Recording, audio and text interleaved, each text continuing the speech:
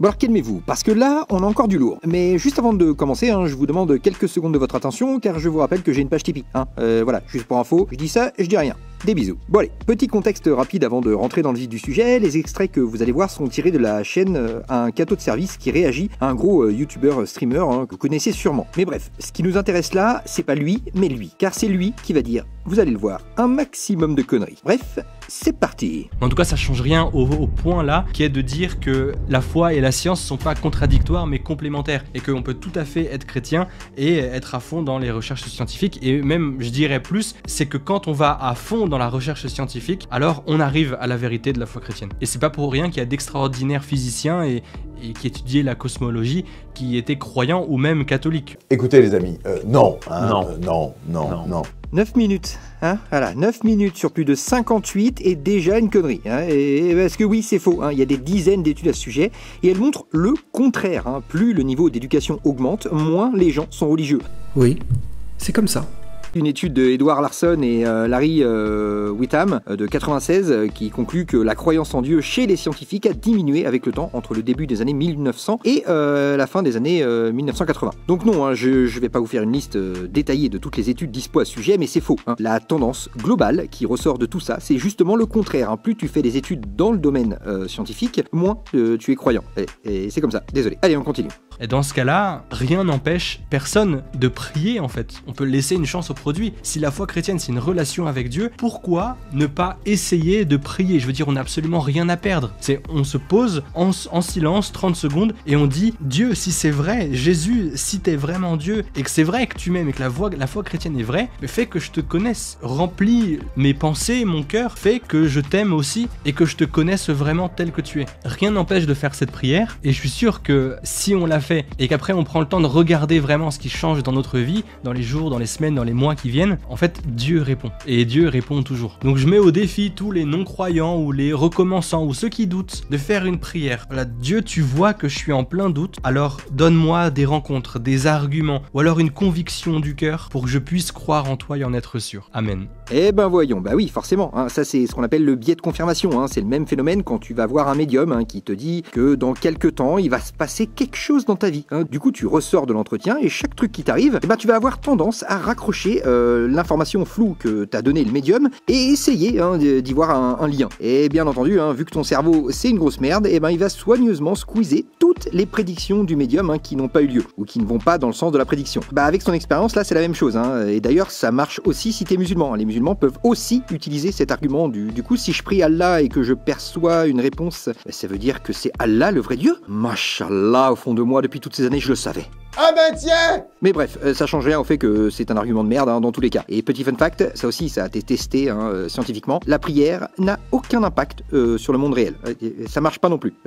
Voilà. Et ça marche pas plus que l'homéopathie. Ouais. Dieu a tout à fait pu générer, commencer et accompagner une évolution avec des êtres qui n'étaient pas encore des êtres humains. Et à un moment dans cette évolution, Dieu les a fait changer de nature. Il y a mis une âme humaine et à ce moment-là, ces êtres sont devenus Homo sapiens, des êtres humains. Donc c'est pas inconciliable en fait la théorie de l'évolution et la réflexion chrétienne. Et voilà, ça c'est scientifique. Dieu a mis une âme humaine. Ah là là. Et c'est toujours comme ça avec les croyances religieuses, la science arrive, détruit tout un dogme et les croyants là ils arrivent et ils tentent de se rattraper aux branches. Oui, alors en fait non, avant Adam et Ève, oui, mais en fait il y avait aussi les dinosaures. Mais c'est pareil, ça change rien. Non, tout ça n'a pas de sens et ça ne peut pas durer éternellement. Et surtout, je rappelle que le concept d'âme est totalement flou. Et personne au monde n'a réussi à déterminer si ce truc qu'on nomme âme existe réellement. La science moderne considère même la conscience et l'identité personnelle comme des produits de l'activité neuronale du cerveau. Les avancées en neurosciences montrent clairement que les pensées, les émotions, les souvenirs sont corrélés à des processus biochimiques et électriques dans le cerveau. Rien de plus. Désolé. D'un point de vue strictement scientifique, il n'y a aucune preuve de l'existence de l'âme en tant qu'entité indépendante du corps. Alors, ça n'existe pas. Après, le darwinisme a ses failles et en fait on pourrait en faire une vidéo vidéo d'ailleurs. Aujourd'hui, dans les domaines d'études scientifiques, on est encore très loin d'un consensus scientifique à ce sujet. Mais dans les domaines d'études, vraiment chez les hauts placés en sciences, on va dire, et chez ceux qui ont toutes les compétences et toutes les études nécessaires pour étudier le darwinisme en profondeur, il y en a encore plein qui disent que le darwinisme est rempli de trous en fait, et même de paradoxes, et qu'en soi, il ne peut pas être vrai tel qu'il est enseigné. Et donc il nécessite plus de recherche encore. Alors ça me fume. Le mec prétend qu'il peut critiquer la théorie synthétique de l'évolution en s'appuyant sur les travaux de Darwin. C'est quoi ton projet? Alors, juste pour info, le darwinisme, enfin c'est démodé, c'est fini. Je sais même pas pourquoi il parle de ça, le gars. Aujourd'hui, on parle de néo-darwinisme ou de théorie synthétique de l'évolution. Hein. C'est un peu comme si le mec voulait dézinguer les voitures actuelles en critiquant uniquement les premières voitures qui sont apparues de mémoire vers les années 1850 de mémoire. Bah, ça n'a aucun sens. Hein. Mec, tu critiques une bagnole qui a plus de 100 ans pour dire qu'aujourd'hui, la bagnole, c'est de la merde. Lâche-nous avec tes conneries, quoi. Non, c'est juste ça.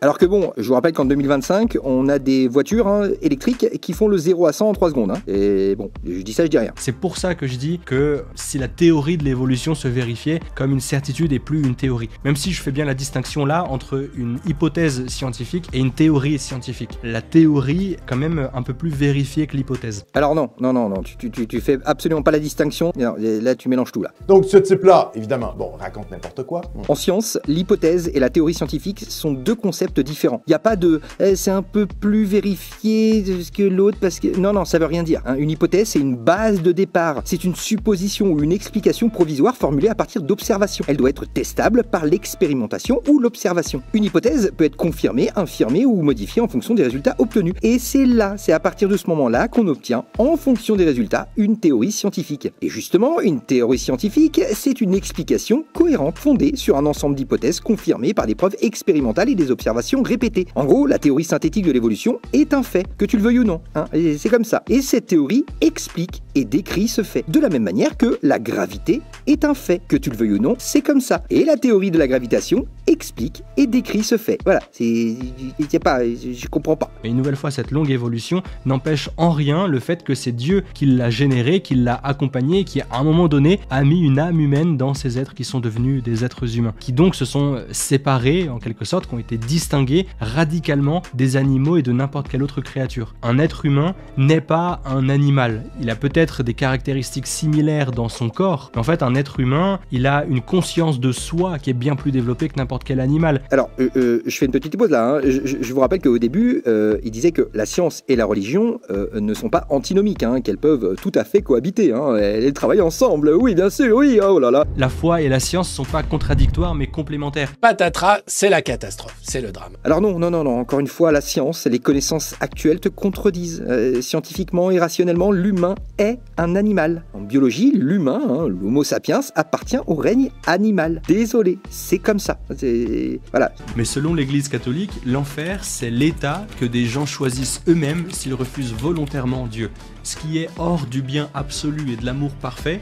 Parce qu'il est miséricordieux, si jamais tu crois, tu peux tirer au paradis, quoi. Et là, pour finir, le mec, au calme, est en train de nous dire que son Dieu d'amour, de paix et de tolérance va torturer presque les 3/4 de l'humanité, car il ne croit pas en Dieu. Ouais, parce que de mémoire, je crois qu'il y a 71% des humains qui ne sont ni catholiques ni chrétiens. Hein.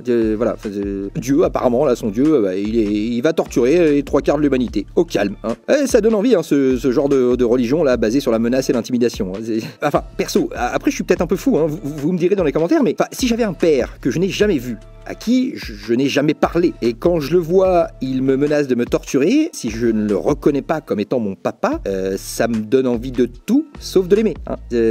Ça, dans le monde réel, on appelle ça un psychopathe. Hein. Je sais pas, hein. Après c'est peut-être moi qui vis dans un autre monde. Hein. Bref, j'arrête là parce que la suite est pas ouf, hein, et j'ai pas envie que ma vidéo fasse 1 heure. En tout cas, tout ça, c'est une sombre affaire. Et oublie pas, hein, j'ai une page Tipeee, hein, voilà, je dis ça, je dis rien. Et toi, mon petit bonhomme, t'en penses quoi finalement de tout ça? Parce que moi,